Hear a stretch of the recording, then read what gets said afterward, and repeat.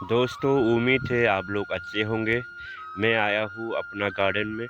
आज मैं आप सबको छोटा-सा बात बोलना चाहूँगा। मैं अपना जिस दृष्टि से देख रहा हूँ वही बताना चाहूँगा। 3000 साल इंसानों के इतिहास में 5000 से भी ज़्यादा युद्ध लड़ा जा चुका है, वो भी बड़े-बड़े नामों के साथ।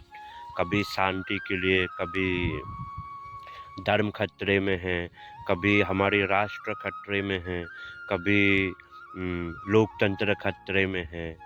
ऐसे बहुत से बात तो कभी-कभी ऐसा लगता है कि किसी का जान बचाने के लिए ज़हर पिलाओ, शांति के लिए किसी को बचाने के लिए किसी का गर्दन काटो।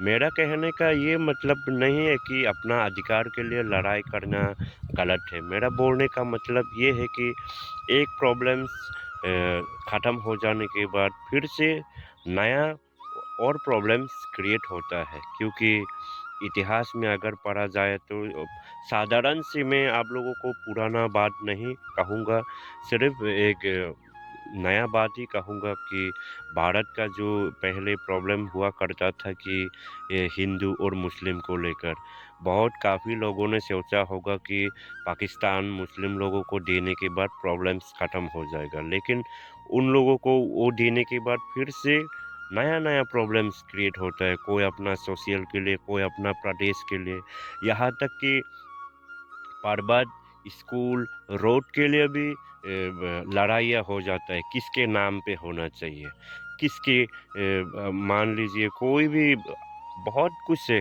जो समझने जैसे लायक।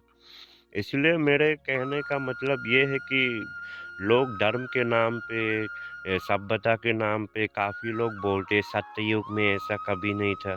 मेरे हिसाब से, मेरा दृष्टि से, मेरे अनुभव से तो जिस तरह से मैं इतिहास को देखता हूँ, इस पृथ्वी में कभी भी सत्ययुग था ही नहीं।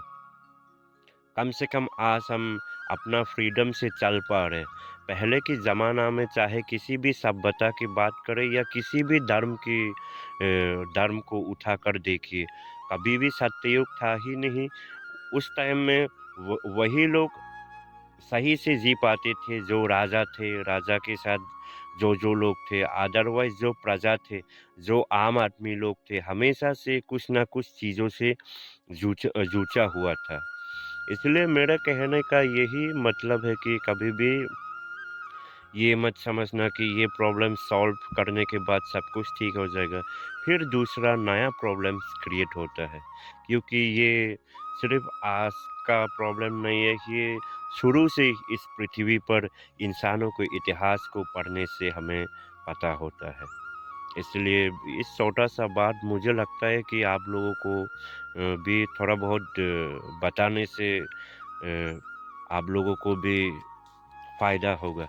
इसलिए बस इतना ही बोलना था मुझे। धन्यवाद।